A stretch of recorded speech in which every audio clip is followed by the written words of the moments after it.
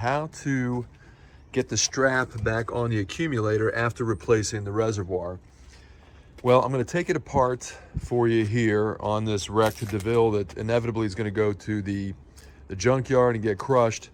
By the way, if anybody has any parts they need watching this video, leave them in the comments section below. But I'm going to go ahead and take this off, and obviously installation is going to be the reverse. So let's get started.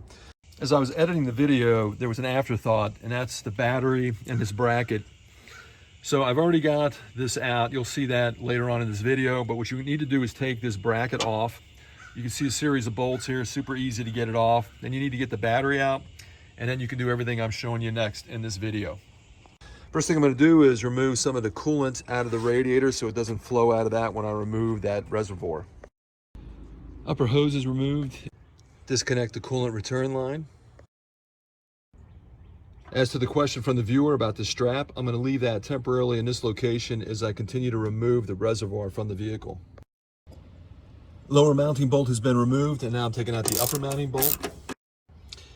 With the mounting bolts out, I can pull the reservoir as close to the shock tower, strut tower, and the fender as possible, and then I can kind of pry this out. It just goes into some slots. Moving it back and forth slowly.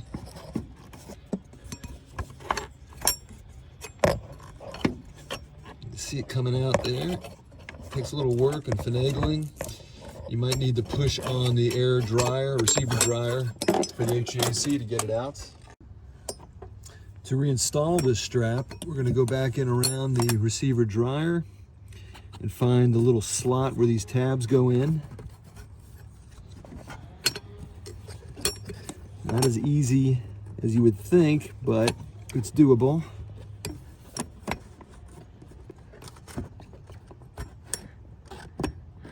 And there we go, it's starting to go back in.